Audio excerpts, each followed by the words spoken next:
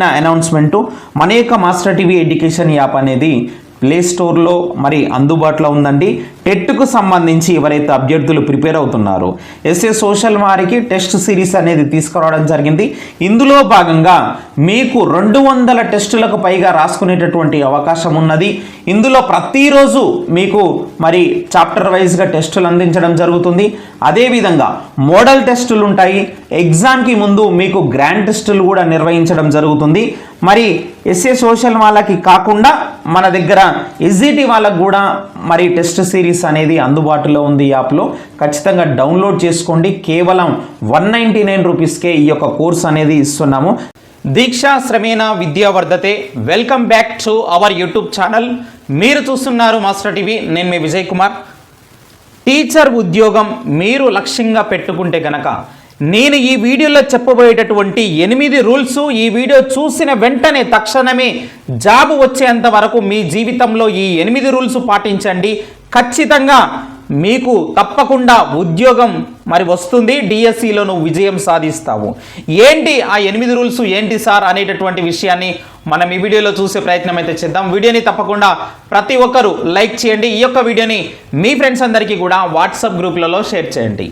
ఈ 8 రూల్స్ పాటిస్తే కనుక విజయం నీదే అని చెప్తున్నాను. రూల్స్ అనగానే చాలా కఠినంగానే ఉంటాయి కాబట్టే మనం వాటిని రూల్స్ అని పెట్టుకుంటున్నాము. ఖచ్చితంగా ఈ కఠినమైనటువంటి రూల్స్ నువ్వు గనక పాటిస్తే గనక ప్రతిరోజు నువ్వు వీటిని ఆచరిస్తే గనక తప్పకుండా విజయం నీదే అవుతుంది మిత్రమా. జాగ్రత్తగా వీడియోని ఎండ్ వరకు చూసే ప్రయత్నం అయితే చెయ్యి.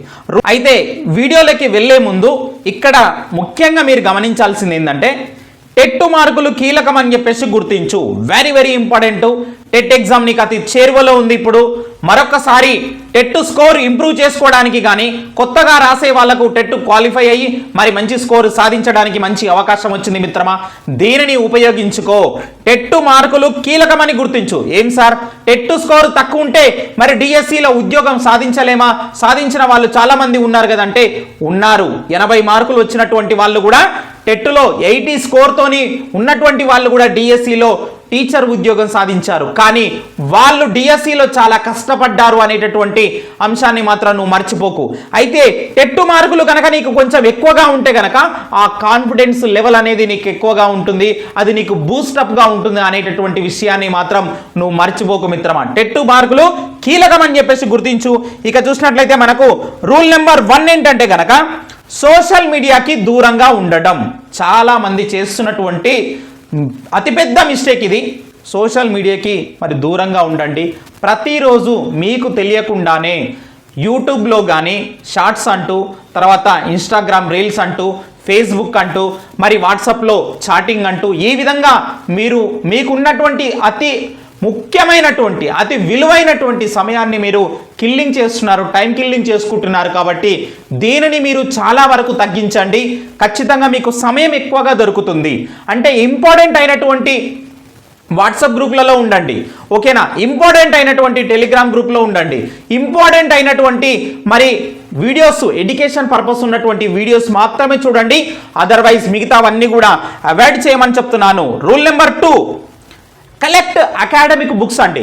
సో మరి ప్రామాణికమైనటువంటి పాఠ్య పుస్తకాలను నువ్వు కలెక్ట్ చేసుకోవాలి.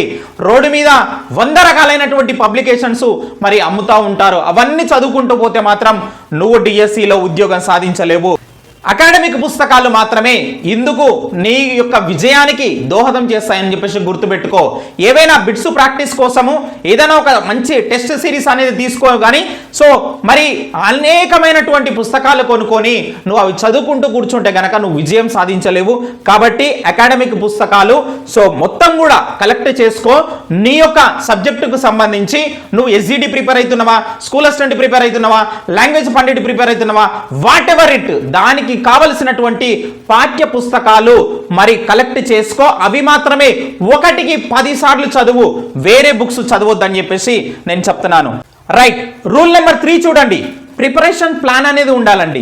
సో మనం ఎన్ని గంటలు చదవాలి, మార్నింగ్ అవర్స్లో ఏం చదవాలి, ఆఫ్టర్నూన్ ఏం చదవాలి, ఈవినింగ్ ఏం చదవాలి, అదేవిధంగా మరి వాటిని ఎప్పుడు రివిజన్ చేయాలి, వారానికి ఒకసారి రివిజన్ పెట్టుకోవాలా, వారానికి ఒకసారి గ్రాండ్ టెస్ట్ రాయాలా, లేకపోతే ఏంటనేది నువ్వే మరి డిసైడ్ చేసుకోవాలి, ప్లాన్ చేసుకోవాలి. బికాస్ ఎందుకంటే నీ పక్కోడు ఒక రకంగా చదువుతాడు, నువ్వు ఒక రకంగా చదువుతావు. వైయక్తిక భేదాలు ఖచ్చితంగా ఉంటాయి కాబట్టి ఒకరితో నీకు కంపారిజం వద్దు. బికాస్ ఎందుకంటే అతడు ఒక దాంట్లో మరి చాలా గొప్పగా చదువుతుండొచ్చు, నువ్వు ఒక దాంట్లో వీక్ ఉంటుండొచ్చు. అలాంటి ఏరియాని గుర్తించుకొని మరి నీకు నువ్వే అనలైజ్ చేసుకొని నీ యొక్క ప్రిపరేషన్ ప్లాన్ అనేది పెట్టుకోవాలి.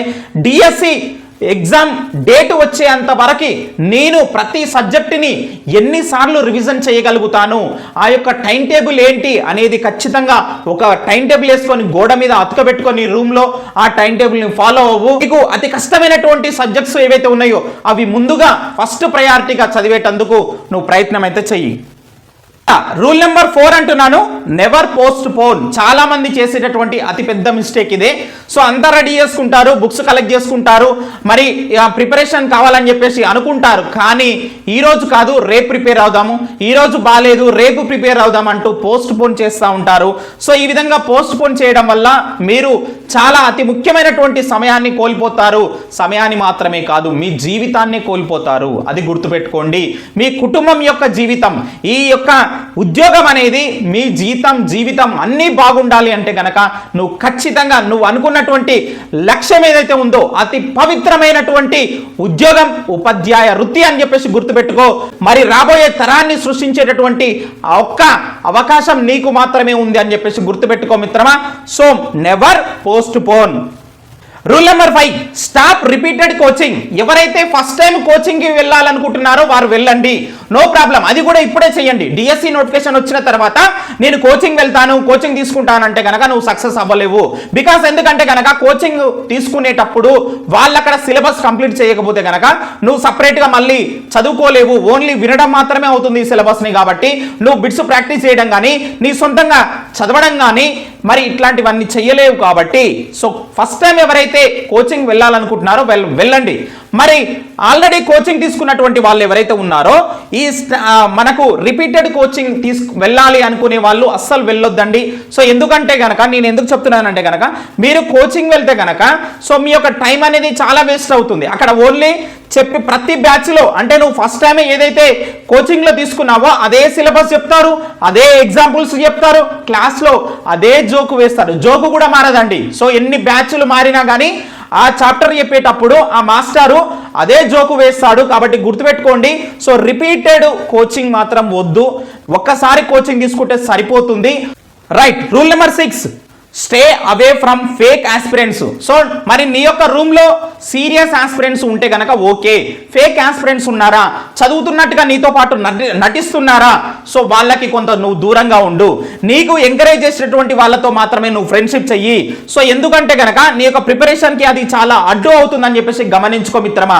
ఎప్పుడైతే సీరియస్ ఆస్పిరెంట్స్ నీతో పాటు నీ సేమ్ సబ్జెక్టు చదివేటటువంటి ఆస్పిరెంట్ ఉంటాడో వాళ్ళతో నువ్వు సబ్జెక్టు డిస్కస్ చేస్తే కనుక నీ యొక్క ప్రిపరేషన్ లెవెల్ అనేది పెరుగుతుంది, నీ కాన్ఫిడెన్స్ అనేది పెరుగుతుంది, నీకు సబ్జెక్టు గ్రోత్ అనేది బాగా అవుతుంది. ఇది గమనించు. Rule number 7, avoid family parties అండి. సో పార్టీస్ మాత్రం అస్సలు మీరు అటెండ్ కావకూడదు. ఉద్యోగం సాధించే వరకు ఏ పార్టీ వద్దు నాన్న, నో పార్టీస్, ఓకేనా. ఉద్యోగం సాధించిన తర్వాత నువ్వు ఎన్ని పార్టీలకు వెళ్ళినా మరి నిన్ను అడిగేవాడు ఉండడు. కాబట్టి ఈ రూల్ మాత్రం చాలా చాలా అంటే చాలా జాగ్రత్తగా పాటించాలి. ఒకడు బర్త్డే పార్టీ ఉందని రమ్మంటాడు, ఒకడు పెళ్లి ఉందని రమ్మంటాడు, ఇంకోడు మామ నేను ఏదో కొత్త బైక్ కొన్నా దానికి కూడా పార్టీ అంటాడు. ఇక రకరకాలుగా ప్రతిదానికి పార్టీ ఇస్తున్నంటాడు. మీరు అస్సలు పోవద్దు నాన్న, ఎందుకంటే టైం కిల్లింగ్ అవుతుంది. అక్కడికి వెళ్ళి మీరు మళ్ళీ రకరకాలైనటువంటి పానీయాలు తాగడం వల్ల మీ యొక్క మెమొరీ అనేది మొత్తం లాస్ అవుతారు. ఇట్లాంటివన్నీ జాబ్ వచ్చేంత వరకు అవాయిడ్ చేయండి. Rule number 8, practice model papers అంటున్నాను. సో ఖచ్చితంగా మీరు మోడల్ పేపర్స్ అనేవి ప్రాక్టీస్ చేయాలి. ఎందుకోసం సార్ అంటే కనుక గత ప్రీవియస్ ఎగ్జామ్లో మనకు ఏ విధంగా క్వశ్చన్స్ అడిగారు, మోడల్ పేపర్స్ అనేవి ప్రాక్టీస్ చేయండి. అలా ప్రాక్టీస్ చేసినప్పుడు అరే ఈ బిట్టు నేను ఎక్కడ చదవలేదే అని దాని గురించి మళ్ళీ మీరు టెక్స్ట్ బుక్ ఓపెన్ చేసి ఈ యొక్క బిట్టు అనేది టెక్స్ట్ బుక్లో ఎక్కడ ఉంది అని వెతికినప్పుడు మీకు మోర్ ఇన్ఫర్మేషన్ దొరుకుతుంది, మరి ఎక్కువగా ప్రాక్టీస్ అవుతుంది. కాబట్టి ప్రాక్టీస్ మోడల్ పేపర్స్ అంటున్నాను, ఇది మోస్ట్ ఇంపార్టెంట్. ఖచ్చితంగా మీరు మాత్రం దీన్ని పాటించి తీరాలి.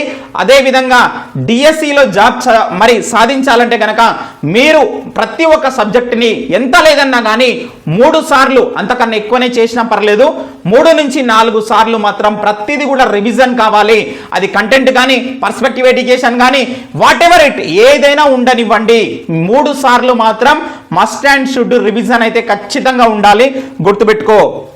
అండ్ నెక్స్ట్ వన్ చూసినట్లయితే మంచి ఆహారపు అలవాట్లు ఉండాలి. జంక్ ఫుడ్ తినకండి, ఏది పడితే తినకండి. సో మీరు లిమిట్గా తినండి, మంచి ఆహారపు అలవాట్లు పాటించండి. ఎందుకంటే గనక ఈ ప్రిపరేషన్ టైంలో నువ్వు గనక మరి ఆరోగ్యాన్ని కాపాడుకోలేకపోతే గనక నువ్వు సిక్ అవుతే గనక నీ టైం మొత్తం వేస్ట్ అయిపోతుంది, నీ పక్కోడు నీకన్నా ముందుకు వెళ్ళేటటువంటి అవకాశం ఉంటుంది. కాబట్టి మంచి ఆహారపు అలవాట్లు అనేవి చేసుకోండి. సో మంచి ఫుడ్ తినండి, యోగా చేయండి, వాకింగ్ చేయండి, ఎక్సర్సైజ్ చేయండి. సో దానికి కొంత టైం కేటాయించండి, ఫిట్గా ఉండండి. సో అప్పుడే మీరు మెంటల్గా ఫిట్గా ఉంటారని చెప్పేసి గమనించండి. రైట్, అదేవిధంగా ఈ యొక్క వీడియో చూసినటువంటి ప్రతి ఒక్క డిఎస్సి ఆస్పిరెంట్కి నేను ఓపెన్గా ఒక విషయం అయితే చెప్పదలుచుకున్నాను. మీరు జాబ్ సాధించే వరకు ఎవరైనా కానీ మ్యారీడ్ కపుల్స్ కూడా ఈ యొక్క వీడియో చూస్తుండొచ్చు. బ్రహ్మచర్యం అయితే పాటించాలి మీరు ఖచ్చితంగా. ఎందుకు సార్ అంటే గనక ఇంద్రియ నిగ్రహం అనేది మీకు దానివల్ల ఎక్కువగా వస్తుంది, సంకల్ప శక్తి అనేది వస్తుంది. మీరు ఒకటి సాధించాలి అంటే గనక ఒకటి వదులుకోవాలి, అప్పుడే మీకు ఫోకస్ అనేది ఉంటుంది, కాన్ఫిడెన్స్ అనేది ఉంటుంది. సో సంకల్ప శక్తి అనేది మీలో ఎవ్రీ డే మరి పెరుగుతూ ఉంటుంది. కాబట్టి బ్రహ్మచర్యం కూడా మరి పాటించి తీరాలని చెప్పేసి నేనైతే కోరుతున్నాను. సో ఈ యొక్క రూల్స్ మీరు పాటించినట్లయితే తప్పకుండా మీరు టీచర్ ఉద్యోగం అనేది సాధిస్తారు. ఒక్కసారి ఇది చేసి చూడు మిత్రమా. I wish you all the best. Thank you very much.